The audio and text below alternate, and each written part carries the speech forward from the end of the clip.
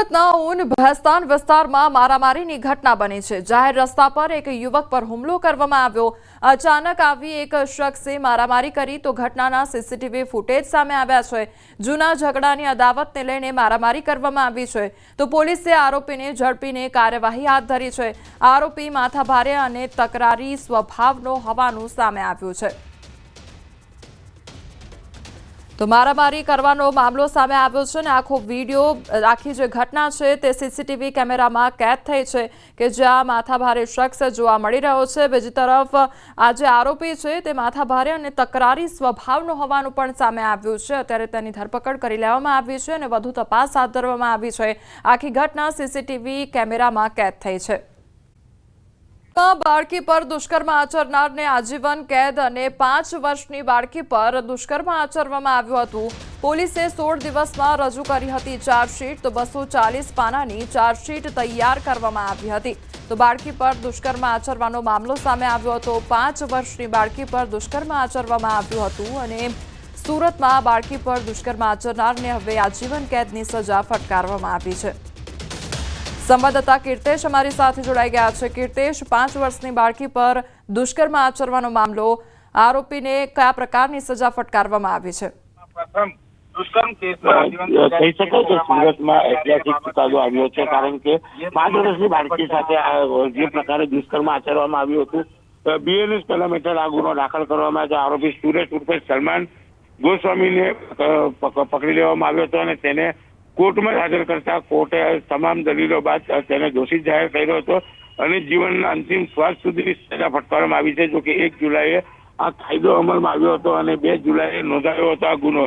Dindoli police સ્ટેશનમાં ગુનો નોંધાયા બાદ ગણતરીના કલાકોમાં આરોપીને પકડી પાડવામાં આવ્યો હતો।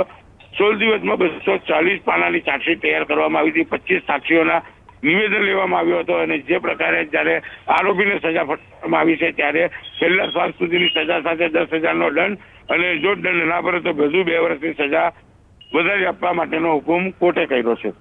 જે કીર્તેશ, સમગ્ર માહિતી બદલ આપનો આભાર। દિવાનપરામાં આગની ઘટનાનો મામલો સામે આવ્યો છે। ચીફ ફાયર ઓફિસરે કર્યો છે ખુલાસો તો બિલ્ડિંગમાં ફાયર સેફટીના સાધનો ન હોવાનો ખુલાસો કરવામાં આવ્યો છે। બિલ્ડિંગના ઉપરના માળે બનાવેલો જે ડોમ હતો તે પણ ગેરકાયદેસર હોવાનું સામે આવ્યું છે। ચીફ ફાયર ઓફિસરનું નિવેદન સામે આવ્યું છે કોઈપણ પ્રકારની ફાયર સેફટીના સાધનો ન હતા।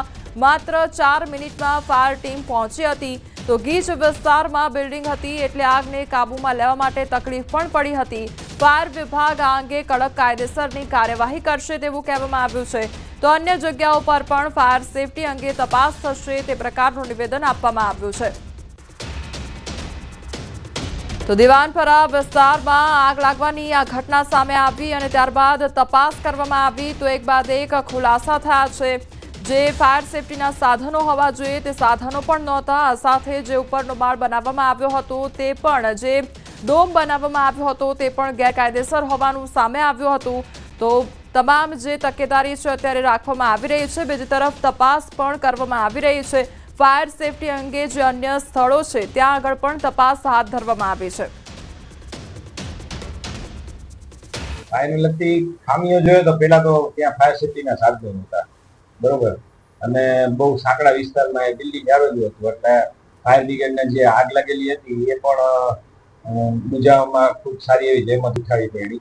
હવે સફાઈ કામ ચાલુ હતું ત્યારે એક મેગ્નેટ મશીન અમારું પોલિશિંગનું ચાલુ હતું છેલ્લા કામ માટે। એ ક્લીન કરીને કરતા હતા, એમાં સ્પાર્કિંગ થયું અને એમાંથી ધુવાણા એકદમ નીકળ્યા અને એ જોવા ગયા અને પાણી છાંટવા ગયા તો એમાંથી એકદમ આગ નીકળી। સિરપને લીધા બાદ 2 બાળકોની તબિયત લથડવાનો મામલો સામે આવ્યો છે। ઘટના બાદ જિલ્લા આરોગ્ય તંત્ર દોડતું થયું છે। PSI દ્વારા સિરપની બોટલ તપાસ અર્થે લેબમાં મોકલવામાં આવી છે તો બાળકોને સિરપ આપનાર તબીબને કસ્ટડીમાં લેવામાં આવ્યા છે। સારવાર કરતા તબીબનો જવાબ લેવામાં આવ્યો છે તો સિદ્ધપુરના ડોક્ટર અશ્વિન ધમપુરી ગામમાં પ્રાઇવેટ ક્લિનિક ચલાવે છે। ડોક્ટર અશ્વિને સોડેક્સ DC નામની કફ સિરપ બાળકોને આપી હોવાનું પ્રાથમિક તારણ છે। આરોગ્ય વિભાગ અધિકારીઓ પહોંચ્યા છે પ્રમુખ સ્વામી હોસ્પિટલ। બંને બાળકોની તબિયતની ચકાસણી કરી રિપોર્ટ તૈયાર કરવામાં આવ્યા છે। ડ્રગ્સ વિભાગના અધિકારીઓ પણ સ્થળ સેમ્પલ લેવા માટે પહોંચ્યા છે। બાળકોને આપવામાં આવેલી કફ સિરપ વિશે માહિતી મેળવવાનો પ્રયાસ શરૂ કરવામાં આવ્યો છે। આરોગ્ય અધિકારીએ કહ્યું છે કે કસૂરવારને છોડવામાં નહીં આવે તો તબીબી અને તકનીકી બંને સ્તરે તપાસની કાર્યવાહી ચાલુ છે. આજરોજ તપાસમાં પીડિયાટ્રિશિયન બાળરોગ નિષ્ણાંત છે એની મુલાકાત પણ લીધી છે. બાળકોની રૂબરૂ મુલાકાત લેતા બંને બાળકો બિલકુલ સાજા છે, એમને કોઈ તકલીફ નથી અને આ બાબતમાં જે પણ કાર્યવાહી સરકારશ્રીના નિયમ પ્રમાણે કરવાની હોય એ અમે કરી રહ્યા છીએ.